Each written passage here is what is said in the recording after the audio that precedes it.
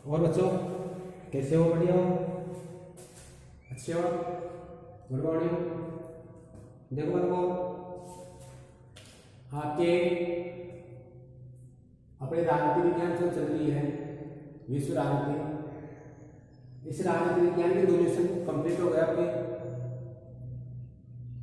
तीसरा जो लेसन है आपका समकालीन विश्व में अमेरिकी वर्चस्व, यानी किस प्रकार शीत युद्ध की समाप्ति और सोवियत संघ के विघटन के बाद में अमेरिका जो है आपके एक महाशक्ति बन बैठा, एक ध्रुवीय विश्व की स्थापना हुई।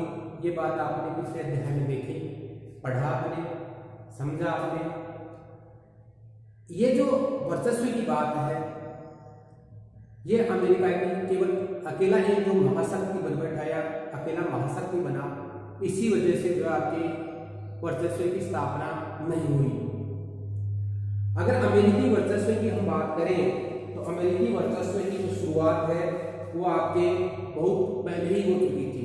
द्वितीय विश्व युद्ध की समाप्ति के समय ही जो है अमेरिकी वर्चस्व की बात स्थापना हो चुकी थी। तो हमने जो आपके पीछे वाले 2 अध्याय है उनमें ये देखा कि शीत युद्ध का अंत हुआ। शीत युद्ध के अंत के बाद में संयुक्त राज्य अमेरिका जो है आपके विश्व में सबसे बड़ी शक्ति के रूप में उभरा। हालांकि सोवियत संघ के विघटन के समय ये विश्वास किया गया था, ऐसी आशा लगाई गई थी कि आपके बहुत सारे गुट बन जाएंगे, विश्व में कई महाशक्तियों का उदय होगा, कई गुटों का उदय होगा, लेकिन ऐसा नहीं हुआ। और ऐसा नहीं हुआ तो केवल अमेरिका जो है आपके दुनिया में सबसे बड़ी शक्ति बन बैठा और दुनिया में उसे टक्कर देने वाला उसका कोई प्रतिद्वंदी नहीं रहा। दुनिया में उसका कोई प्रतिद्वंदी नहीं रहा।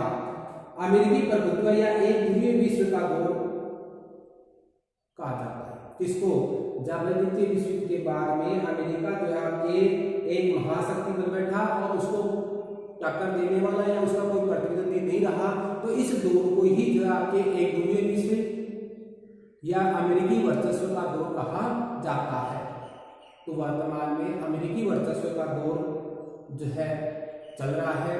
इस अध्याय में हमें अमेरिकी प्रभुत्व की प्रकृति है, उसका विस्तार है और उसे अमेरिकी वर्चस्व की प्रकृति के विस्तार और साथ साथ में उसकी सीमाओं का अध्ययन जो है इस अध्याय में करेंगे। सबसे पहले इस अध्याय की शुरुआत हमें खाड़ी युद्ध में अमेरिकी नेतृत्व से करेंगे कि खाड़ी युद्ध में किस प्रकार अमेरिका ने नाटो के देशों का नेतृत्व किया और उसके बाद में जो है उसने इराक पर हमला किया। तो खाड़ी युद्ध से लेकर के इराक पर हमले तक की जो घटनाएं हैं उन सब घटनाओं का अध्ययन हम बारी बारी से इस अध्याय की शुरुआत में करेंगे। साथ साथ में हमें थोड़ा सा रुक करके घटनाओं के बाद में अमेरिका का जो वर्चस्व है उस वर्चस्व का अर्थ क्या होता है, इसका आर्थिक, राजनीतिक और सांस्कृतिक क्षेत्र में किस प्रकार वर्चस्व कायम है, स्थापित है, इसकी भी हम जांच परख करेंगे। उसके बाद में हम आगे जो है भारत के पास अमेरिकी वर्चस्व का सामना करने या अमेरिकी वर्चस्व से निपटने के लिए किस प्रकार के उपाय है, अमेरिकी वर्चस्व पर कौन कौन से प्रतिबंध है या अमेरिकी वर्चस्व की बाधाएं हैं, उनके बारे में अध्ययन करेंगे। तो हम जो आपके लेसन है इसकी शुरुआत करें, इससे पहले हम अमेरिकी वर्चस्व से संबंधित 3 घटनाओं की चर्चा करते हैं। 3 बालकों की जो चर्चा है वो करते हैं। इनमें 3 बालक है आपकी आयशा, एक तो है आपकी आयशा, दूसरा आपके जाबू और तीसरा आपके आंद्रे।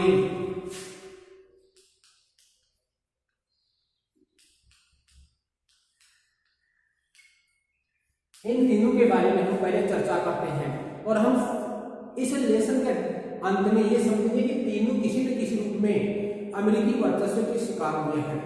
तो किस प्रकार अमेरिका का वर्चस्व जो है दुनिया पर स्थापित है।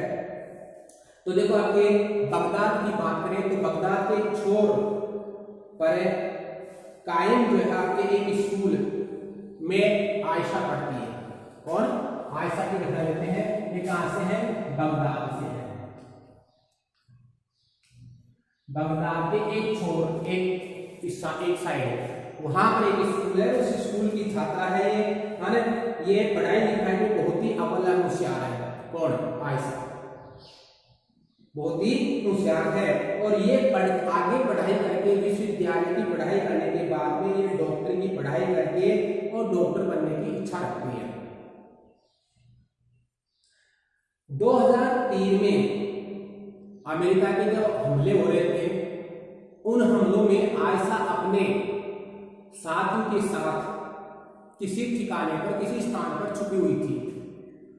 जब ये लोग छुपे हुए थे, उसी समय अमेरिकी जो आपके विमान है उनसे दागी गई एक मिसाइल आकर के और इनके ठिकाने पर गिर गई।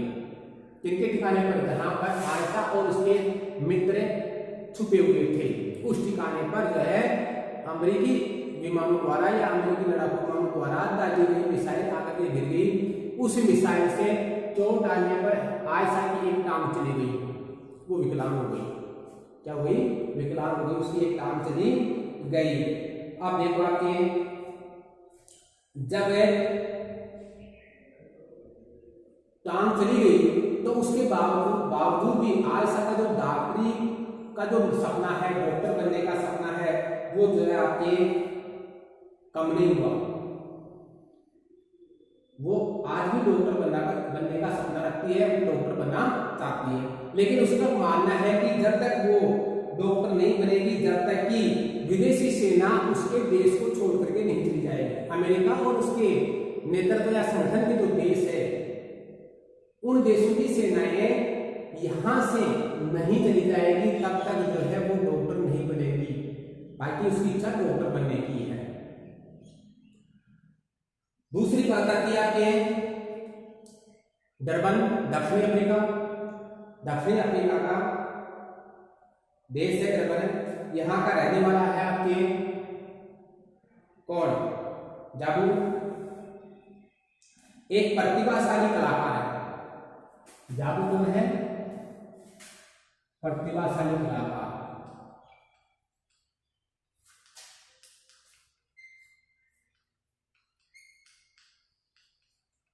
कहां का ये? डरबन, दक्षिणी अफ्रीका।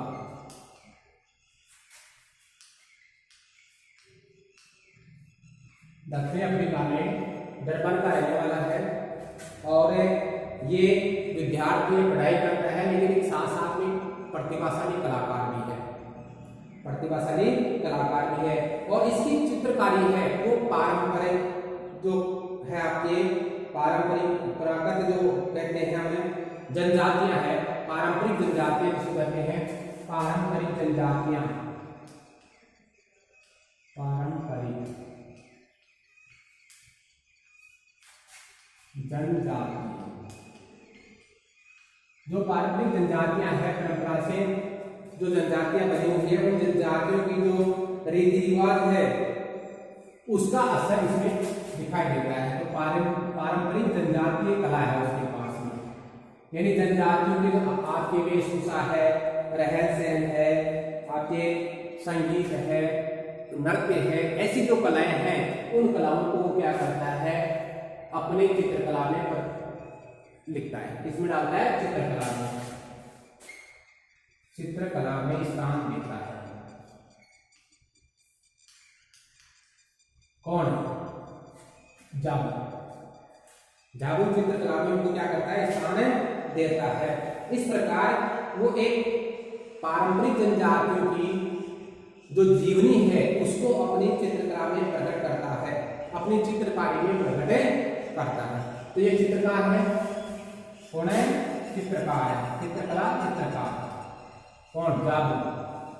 जाबू चित्रकार है।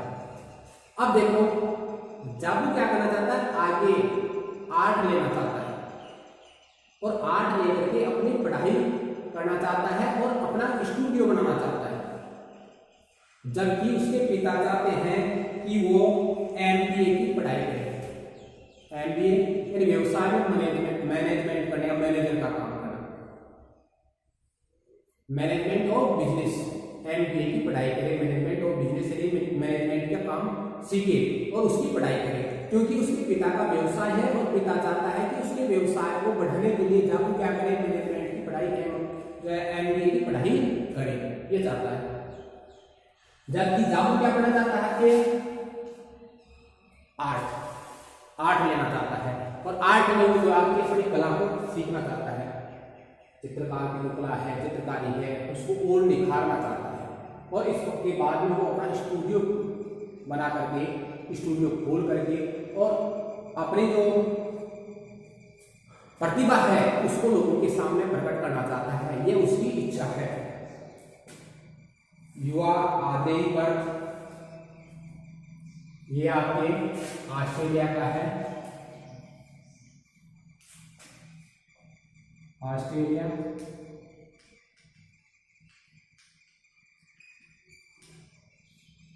ऑस्ट्रेलिया का ये है आदेई बट जो है आपके ऑस्ट्रेलिया में रहने वाला है।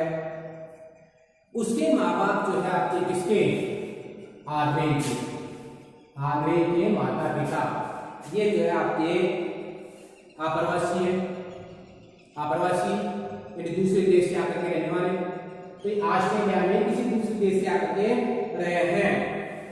चर्च में जाते वक्त जब ये लोग चर्च में जाते हैं, इसके माता पिता चर्च में जाते हैं, तो आदे क्या करता है कि एक नीली जींस पहनता है और उसे नीली जींस पहनना पसंद है, तो नीली जींस पहन करके चर्च में जाना चाहता है।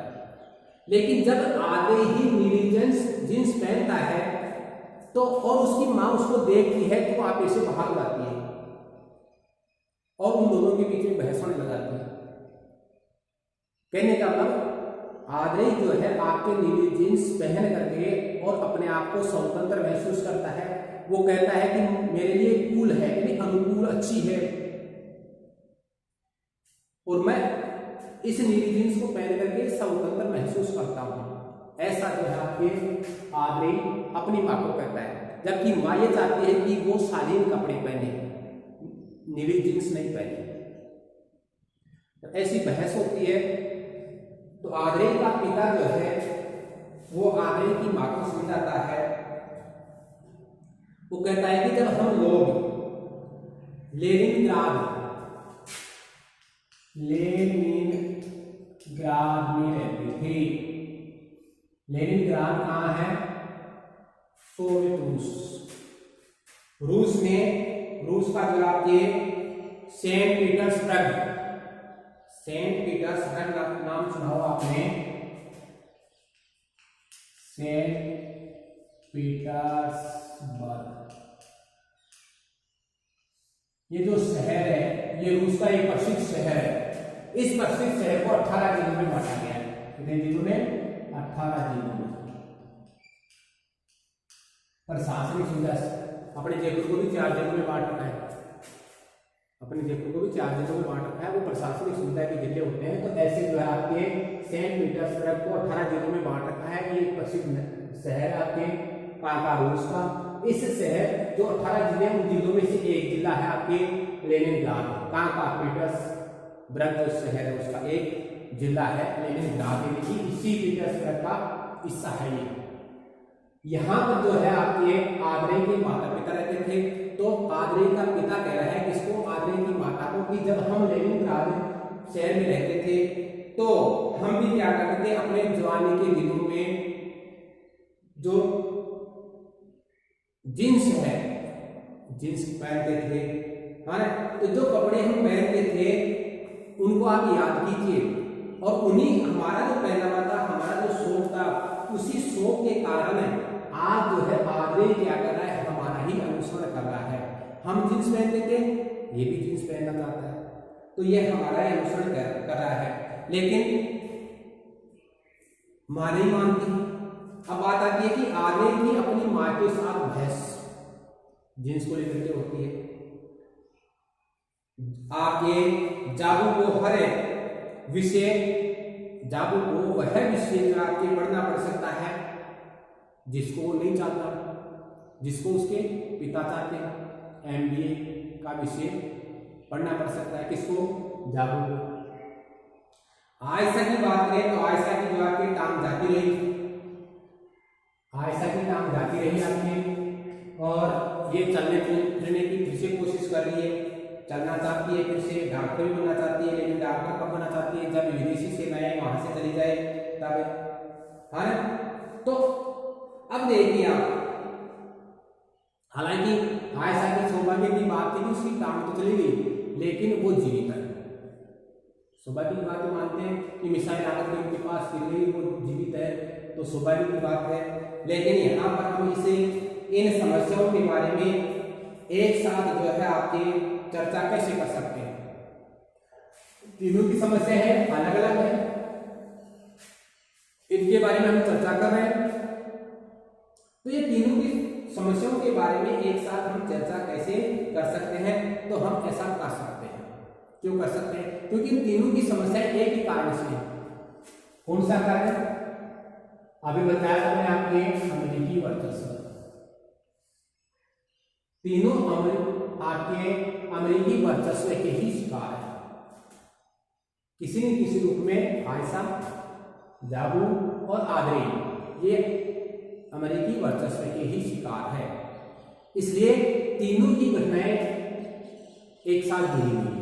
तो इनका हम तीनों का एक साथ अध्ययन कर सकते हैं, और हमें ऐसा करना भी चाहिए। क्यों करना चाहिए?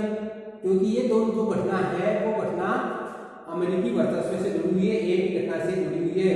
हम इस अध्याय में देखो आपके ये भी देखेंगे कि ये तीनों जो मैंने अभी बताया कि तीनों किसी न किसी रूप में अमेरिकी वर्चस्व के शिकार है, इस बात को भी हम इस अध्याय में बारी बारी से देखेंगे। है ना?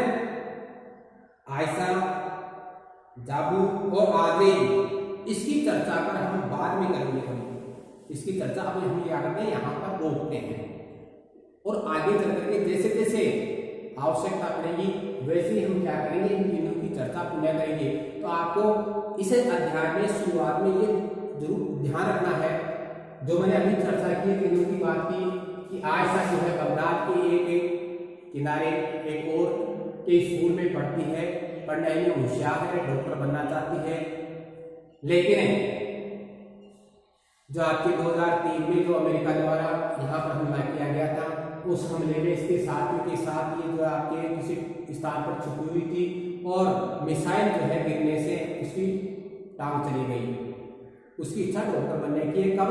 जब सेनाएं चली गई। दूसरा, जाबू का बताया मैंने कि ये दरबान दक्षिण अफ्रीका का है, प्रतिभाशाली कलाकार है, पारंपरिक जनजातीय कला को चित्रकारी के रूप में प्रकट करता है। इसका आगे का जो सपना है वो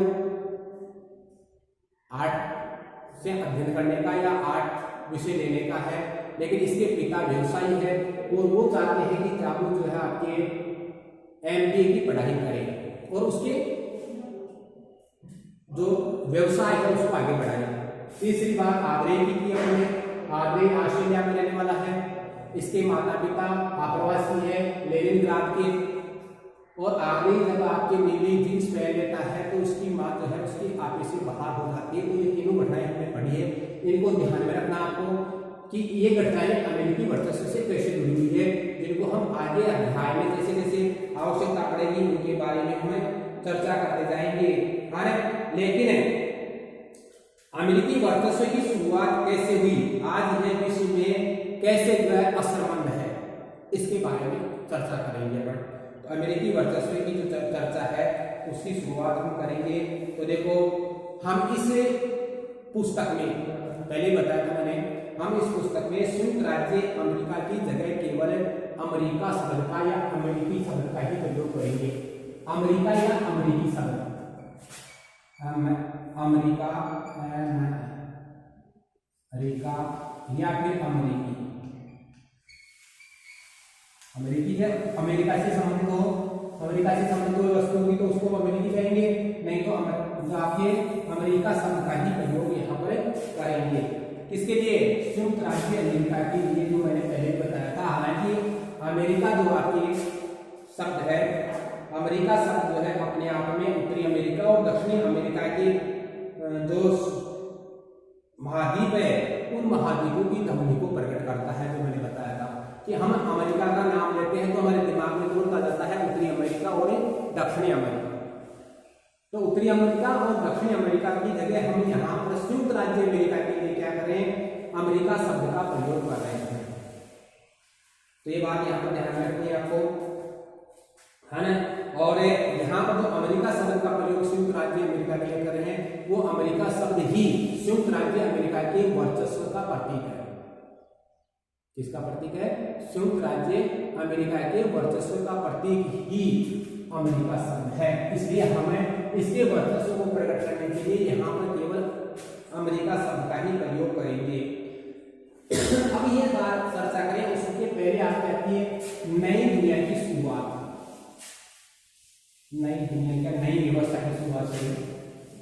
नई व्यवस्था की शुरुआत की पर इनको साथ पढ़ लेते हैं। फिर आपके नई विश्व व्यवस्था की शुरुआत है। नई व्यवस्था की शुरुआत या नई विश्व में नई विश्व व्यवस्था की शुरुआत।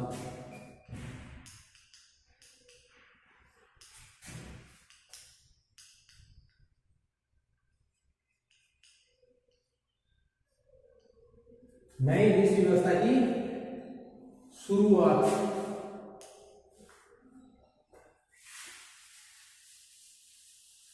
कब हुई?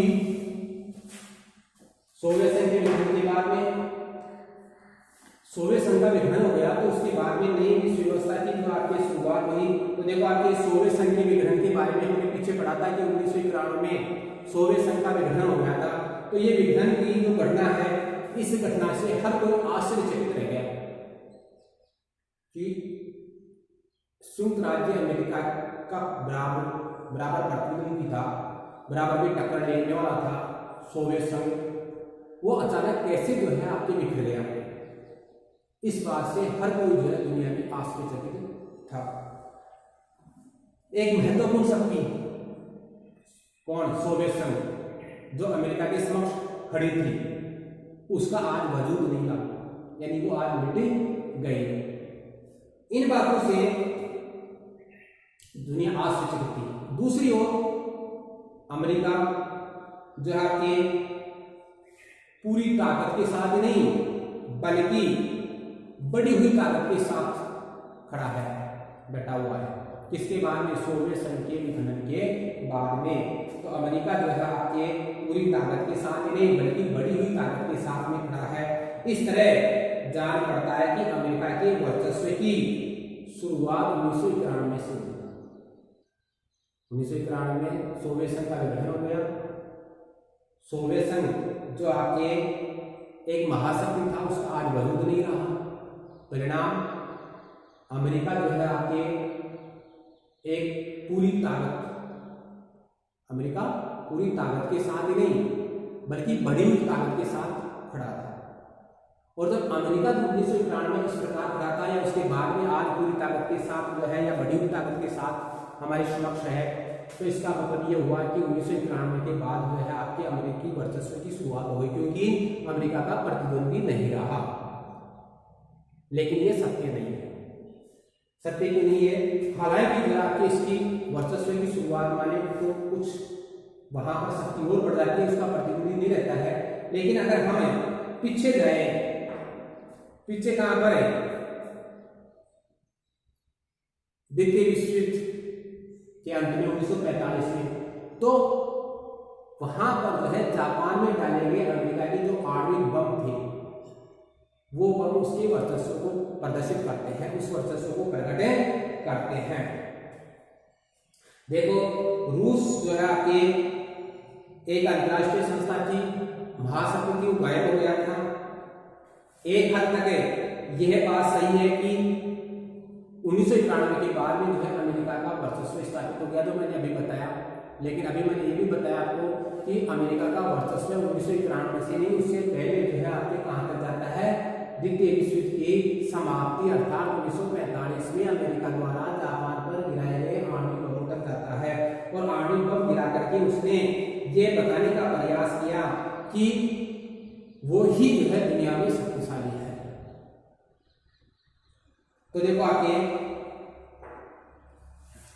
इस पहलू के बारे में इस अध्याय में हम पढ़ेंगे किस पहलू के बारे में, उसके वर्चस्व के बारे में, जो मैंने बता दिया आपके कि अमेरिकी वर्चस्व के बारे में पढ़ेंगे। लेकिन उससे पहले हम क्या करेंगे, इराक से जो है आपके जो घटनाएं हैं, युद्ध है ईरान से लेकर इराक तक की, उन घटनाओं के बारे में हम अध्ययन करेंगे। तो देखो आपकी दूसरी बात 1991 की से ही जो है अमेरिकी वर्चस्व की शुरुआत नहीं हुई, जबकि जो है आपकी दूसरी बात यह है कि अमेरिका ने 1991 से ही देखो बात यह है कि वर्चस्व का जो दौर है दुनिया में सोवियत संघ की अमेरिका के वर्चस्व का जो दौर है दुनिया में, उसकी बात बहुत समय बाद में जाकर के साफ हुई कि दुनिया वर्चस्व के दौर में जी रही है। हालांकि अमेरिकी वर्चस्व का दौर जो है बहुत पहले ही शुरू हो गया था, तो मैंने अभी बताया आपको कि 1945 में ही उसका दौर शुरू हो गया था, लेकिन इसकी जानकारी दुनिया को बहुत समय बाद में जाकर के लगी कि वो अमेरिकी वर्चस्व के दौर में जी रही है। आइए हम इस प्रक्रिया को चर्चा के रूप में लेते हैं, इसके ऊपर चर्चा करते हैं जिसने अमेरिकी वर्चस्व की जड़ों को ज्यादा गहरा किया है। तो हमें अमेरिका की उन घटनाओं पर चर्चा करते हैं जिन घटनाओं से अमेरिकी वर्चस्व की जड़ें जुड़ी हुई है, मजबूत हुई है। तो सबसे पहले बात आपके 1990 के अगस्त में, 1990 अगस्त का महीना ईरान द्वारा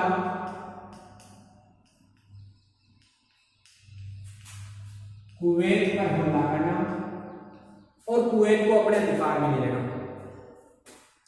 तो इराक ने क्या किया, आपके 1990 के अगस्त में जो है आपके कुवैत पर हमला किया और कुवैत पर अपना अधिकार जमा लिया।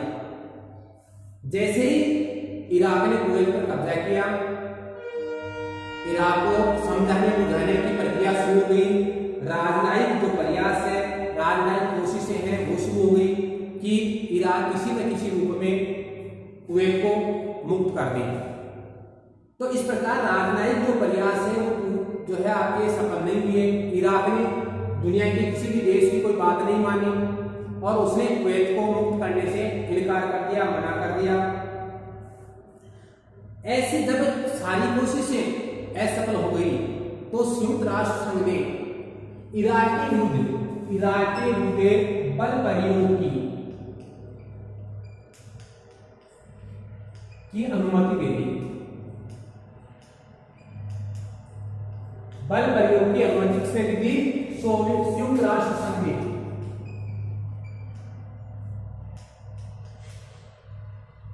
संघ जो अपनी विश्वस्तरीय संस्था है, अंतरराष्ट्रीय संस्था है, इस संस्था ने आपके बल प्रयोग की अनुमति दे दी कि इराक के विरुद्ध में बल प्रयोग किया जाए और बल प्रयोग करके कुवैत को मुक्त कराया जाए। इराक बल प्रयोग किससे करता है? ये संयुक्त राष्ट्र जो आपके संघ है, ये बल प्रयोग किससे करता है? खुद की सेनाएं नहीं है इसकी, ये अपने सदस्य देशों की सेनाओं का उपयोग करता है। अब बात यहां पर आती है कि शीत युद्ध के दौर में, जब शीत युद्ध चल रहा था तो शीत युद्ध के दौर में ज्यादातर मामलों पर चुप्पी साधे रखने वाला संयुक्त राष्ट्र संघ इराक के विरुद्ध बल प्रयोग की अनुमति देता है। तो ये एक नाटकीय घटना है। दुनिया ने इसे क्या माना? एक नाटकीय घटना थी कि ये एक नाटक था, संयुक्त राष्ट्र संघ का एक नाटकीय फैसला था उसका, जिसके तहत उसने क्या किया, इराक पर जो है बल प्रयोग की अनुमति दी। जबकि शीत युद्ध के दौरान ज्यादातर समय पर जो है इसने क्या किया, ज्यादातर समय पर ये चुप्पी साधे रहा। किसी देश ने किसी दूसरे देश पर आक्रमण कर दिया या संघर्ष हो गया या फिर जो है किसी ने अधिकार कर लिया तो आपके सोवियत संघ ने कोई कार्रवाई नहीं की। लेकिन यहाँ इराक पर जो है वो क्या करता है, बल प्रयोग की अनुमति देता है। तो ये संयुक्त राष्ट्र संघ का एक नाटकीय फैसला माना गया और अमेरिका के राष्ट्रपति, अमेरिका के तत्कालीन राष्ट्रपति कौन थे? जॉर्ज बुश थे। कब है? 1990 में अमेरिका के राष्ट्रपति जॉर्ज बुश थे। तो अमेरिकी राष्ट्रपति जॉर्ज बुश ने इसे नई विश्व व्यवस्था की संज्ञा दी। नई विश्व व्यवस्था की संज्ञा दी। तो किसे दी नई विश्व व्यवस्था की संज्ञा? 1990 में के अगस्त में इराक द्वारा कुवैत पर हमला करना और कुवैत को अपने अधिकार में ले लेना। इसके बाद में संयुक्त राष्ट्र संघ द्वारा इराक पर बल प्रयोग की अनुमति दी गई, जो एक नाटकीय फैसला था। इसी घटना को अमेरिका के राष्ट्रपति जॉर्ज डब्ल्यू बुश ने जो है आपके क्या बताया, नई विश्व व्यवस्था की संज्ञा दी, नई विश्व व्यवस्था बताया, नई विश्व व्यवस्था की संज्ञा दी। तो ये नई विश्व व्यवस्था क्या थी आपके, नई विश्व व्यवस्था जो है आपके संयुक्त राष्ट्र संघ द्वारा इराक के विरुद्ध बल प्रयोग की अनुमति देना ही जो है आपकी नई विश्व व्यवस्था कहलाती है। और इसको नई विश्व व्यवस्था की संज्ञा किसने दी, अमेरिकी राष्ट्रपति जॉर्ज बुश ने जो है इसे क्या किया, एक नई विश्व व्यवस्था की संज्ञा दी। इसका मतलब ये होता है आपके कि जॉर्ज बुश ये कहता है कि अब दुनिया जो है आपके अमेरिकी वर्चस्व में है। नई विश्व व्यवस्था की संज्ञा देने का मतलब एक नई विश्व व्यवस्था हुई है, अर्थात जैसा अमेरिका चाहता है वैसा ही होने वाला है या वैसा ही होगा। 34 देशों की, कितने देश, 34 देश भारी भरकम फौज, कितने, 6,60,000 सैनिक, 6,60,000 सैनिक। इन्होंने क्या किया, आपके इराक के विरुद्ध युद्ध का मोर्चा खोल दिया, इराक के विरुद्ध जो है आपके मोर्चा खोल दिया और उसे परास्त कर दिया। इराक को क्या कर दिया, परास्त कर दिया। तो आपके अमेरिका के नेतृत्व में 34 देशों की जो सेना थी, भारी भरकम फौज थी, उसमें आपके 6,60,000 सैनिक थे, माने 6,60,000 है, 6,60,000 जो आपके सैनिक थे। और इन सैनिकों ने अमेरिका के विरुद्ध में मोर्चा खोल दिया और इराक के विरुद्ध में मोर्चा खोल दिया, इराक का आक्रमण कर दिया और इराक को परास्त कर दिया। इराक परास्त हो गया। इसे जो है आपके प्रथम खाड़ी युद्ध कहा जाता है।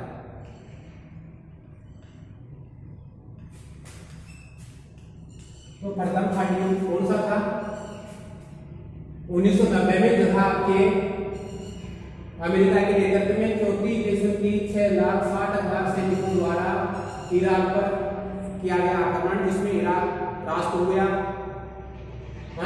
उसी को हम क्या कहते हैं, प्रथम खाड़ी युद्ध कहते हैं। तो इराक के युद्ध जो आपके जो मोर्चा बोला गया उसे ही हम क्या कहते हैं, प्रथम खाड़ी युद्ध कहते हैं। ये जो सैन्य अभियान था संयुक्त राष्ट्र संघ में, एक बार बता लेता हूं इसको यहां से,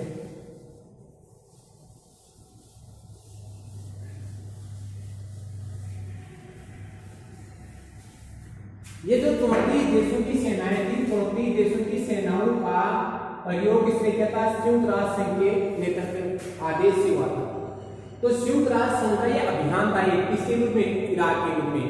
इस अभियान को संयुक्त राष्ट्र संघ ने क्या नाम दिया कि operation desert storm, operation desert